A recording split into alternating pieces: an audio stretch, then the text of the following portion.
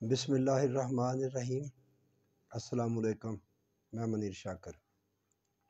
حضرت ابراہیم علیہ السلام کے ہی حوالے سے ایک اور بات، سورہ بقرہ کی آیت 260 کے مطابق حضرت ابراہیم علیہ السلام نے اپنی قوم کی شقاوت، سخت دلی کو دیکھ کر اپنی حیرت کا اظہار کیا کہ یا اللہ، ایسی مردہ قوم کے زندہ ہو جانے کی کون سی شکل ہوگی؟ یہ مردہ قوم ہے، اس کو میں کس طرح زندہ کروں؟ یہ آپ اس کے حوالے سے اس بات کا ذکر، اس مضمون کا ذکر سورہ انعام کی 122 نمبر آیت اور سورہ یاسین کی 70 نمبر آیت میں ہے۔ بہرحال ایسی مردہ قوم کے زندہ ہو جانے کی کون سی شکل ہوگی؟ میرا ایمان ہے کہ اس پیغام خداوندی میں یہ صلاحیت ہے کہ یہ مردوں کو زندہ کر دے، لیکن مجھے اس کا اطمینان نہیں کہ اس کے لیے میں جو طریقہ اختیار کر رہا ہوں وہ صحیح ہے یا نہیں۔ یہ مجھے پتہ ہے کہ یہ جو ذمہ داری مجھے دی گئی ہے، جو آپ اللہ کی طرف سے یہ جو کلام ہے، جو پیغام آپ اللہ دے رہا ہے مجھے اطمینان ہے کہ یہ کر دے گا، مردہ قوم کو زندہ کر دے گا۔ زندہ اور مردہ کا ذرا تصور بھی آپ نے سامنے رکھنا ہے میرے بھائیوں۔ کس طرح مردہ زندہ ہوتا ہے؟ عیسیٰ علیہ السلام نے کس طرح مردوں کو زندہ کیا؟ یہ حضرت ابراہیم علیہ السلام کی بھی بات ہے۔ وہاں ہم نے بہت ساری کہانیاں بنا لی ہیں حضرت عیسیٰ علیہ السلام کے حوالے سے، تو اس حوالے سے کوئی اتنی زیادہ کہانیاں نہیں، لیکن وہ ایک واقعہ ہے، وہ اس کی حقیقت بتانا چاہتا ہوں کہ وہ حقیقت میں ہے کیا۔ میرا ایمان ہے کہ اس پیغام خداوندی میں یہ صلاحیت ہے کہ یہ مردوں کو زندہ کر دے، لیکن مجھے اس کا اطمینان نہیں کہ اس کے لیے میں جو طریقہ اختیار کر رہا ہوں وہ صحیح ہے یا نہیں۔ آگے طریقہ 900 کی وہ جو آیت ہے قرآن کی، میری نماز اور میری قربانی اور میرا جینا اور میرا مرنا سب اللہ رب العالمین کے لیے ہے۔ میرا وہ 900 کی مسلک، طریقہ، قربانی نہیں، میرا طریقہ، میری نماز اور میرا طریقہ۔ یہاں بھی طریقہ حضرت ابراہیم علیہ السلام کہہ رہے ہیں، جو طریقہ اختیار کر رہا ہوں وہ صحیح ہے یا نہیں۔ اگرچہ مکتب کا جوان زندہ نظر آتا ہے، مردہ ہے، مانگ کے لایا ہے فرنگی سے نفس۔ زندہ اور مردہ کو ذرا سمجھنا، دل مردہ دل نہیں ہے، اسے زندہ کر دوبارہ، کہ یہی ہے امتوں کے مرض کہن کا چارہ۔ زندہ اور مردہ کیا ہے؟ کہ یہی ہے امتوں کے مرض کہن کا چارہ۔ تو اللہ رب العزت نے حضرت ابراہیم علیہ السلام کو پرندوں کی مثال کے ذریعے یہ بات سمجھا دی اور ایک سکے بند اصول دے دیا کہ اگر تم لوگوں سے اپنی بات منوانا چاہتے ہو تو لوگوں کو اپنے ساتھ ہلا لو، منوس کر لو اپنے ساتھ۔ یہ بات ہے اس پرندوں کی بات میں، منوس کر لو، پھر تم دیکھو گے کہ جس طرح ایک صدایا ہوا پرندہ یا جانور بھاگتا ہوا تمہارے پاس آ جاتا ہے، بالکل اسی طرح یہ تربیت یافتہ لوگ لبیک لبیک کہتے ہوئے بھاگتے ہوئے تمہاری طرف آئیں گے۔ یہ بات ہے، وہ جو پرندوں والی بات ہے۔ تو پرندوں کو لے لا، ان کو کونوں میں چھوڑ دے، پھر تو ان کو آواز دے، وہ تمہارے پاس آ جائیں گے۔ میرے بھائیو یہ بات ہے۔ دیکھیں، ہم ٹیم نہیں کر لیتے پرندوں کو، یہ طوطوں کو، کتنے کیے ہوتے ہیں لوگوں دیکھے، کتنے کہاں اڑتے ہیں، وہ آواز دیتا فوراً اس کے پاس پہنچ جاتے ہیں۔ شیروں کو کیا، گھوڑوں کو کیا، پتہ نہیں کتوں کو کیا، کس چیز کی اللہ تعالیٰ نے یہاں پرندوں کی مثال دی ہے کہ ان کو اپنے ساتھ منحوس کر لو۔ یہ قیادت کا ایک سکے بند اصول دے دیا۔ جو قائد ہے اس کا کیا کام ہے کہ اپنے جو فالوور ہیں، پیچھے چلنے والے، ان کو اپنے ساتھ منحوس کر لے، ان کا بن جائے، یہ ہے، ان کی تربیت کرے۔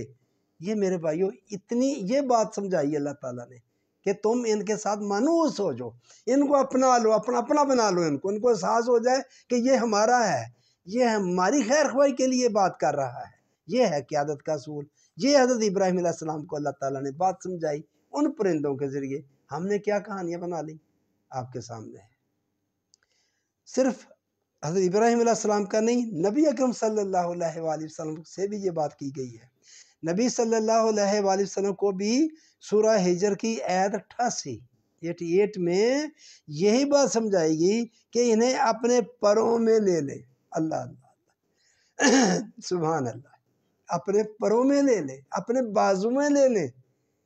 کتنی محبت والی بات ہے کہ اپنے جو تیرے پیروکار ہیں، یہ جو تیرے ساتھی ہیں، ان کو اپنے باز، جیسے مرغی اپنے بچوں کو اپنے پروں میں لے لیتی ہے، تو اس طرح ان کو اپنے پروں میں لے لے، اپنے بازوں میں لے لے، انہیں اپنے پروں میں لے لے یا لیے رکھے، جیسے مرغی اپنے بچوں کو اپنے پروں کے نیچے لیے رکھتی ہے. یہ ایک اصول ہے ہر قائد کے لیے جو اپنی بات آگے پھیلانا چاہتا ہے. یہ قیادت قائد کے لیے یہ اصول بیان فرمایا اللہ تعالیٰ نے. پہلے ابراہیم علیہ السلام، پھر نبی اکرم صلی اللہ علیہ وآلہ وسلم، اور بھی ہیں نبی کریم صلی اللہ علیہ وآلہ وسلم. صبح شام ان کے ساتھ رہیں، ان کو پاس بٹھائیں، ان کو لگ نہ کریں. تو یہاں بالکل دو ٹوک وہی بات جو ابراہیم علیہ السلام سے کی، وہی بات یہاں کی کہ ان کو اپنے بازو میں لے لیں. یہ قائد کا کام ہے. یہ کیا آپ اگر چاہتے ہیں آپ اپنی بات کو آگے ترش نہیں، تلخ نہیں، اتنے نرم، اتنے پیار سے ان کے ساتھ منوس ہو جائیں، ان جیسے بن جائیں. دیکھیں ویسے ہی منوس ہوں گے نا کہ نہیں میں، دیکھیں کتنی بڑی شان والے ہیں وہ لوگ. حضرت ابراہیم علیہ السلام ابو الانبیاء، خود نبی اکرم صلی اللہ علیہ وآلہ وسلم، اللہ تعالیٰ ایسے وہ بن جاتے تھے، منوس ہو جاتے لوگوں کے ساتھ، جیسے لوگ ہیں ویسے ہی ان کے ساتھ ملتے تھے. کوئی لگ تھلگ ہو کے نہیں، وہ لگ نظر نہیں آتے تھے، لوگوں کے ساتھ نظر آتے تھے. ایسی باتیں بھی ہوتی ہیں لوگوں کو پتہ نہیں چلتا تھا نبی کریم صلی اللہ علیہ وآلہ وسلم کون ہے. ابوبکر صدیق وہ ہے نا، اس طرح کی بات بیان کرتے، تو اس طرح مل گل جاتے تھے، ان کے ساتھ مانوس ہو جاتے تھے. یہ قرآن اللہ تعالیٰ انبیاء کرام کو بتا رہا ہے، اور ہر لیڈر کے لیے بھی یہ بات ہے کہ وہ اپنے فالوور کے ساتھ اس طرح وہ مانوس ہو جائے، ان کے ساتھ مل جائے. اس طرح محبت کے شرر سے دل سراپا نور ہوتا ہے. اقبال کا شعر ہے اس حوالے سے خوبصورت. محبت کے شرر سے دل سراپا نور ہوتا ہے، ذرا سے بیج سے پیدا ریاض طور ہوتا ہے. ذرا سے بیج، یہ محبت کا جو ذرا سا بیج ہے، اس سے کیا ہوتا ہے پیدا؟ ریاض طور، گلستان بن جاتا ہے. پھر یہ ایسا ہو جاتا ہے.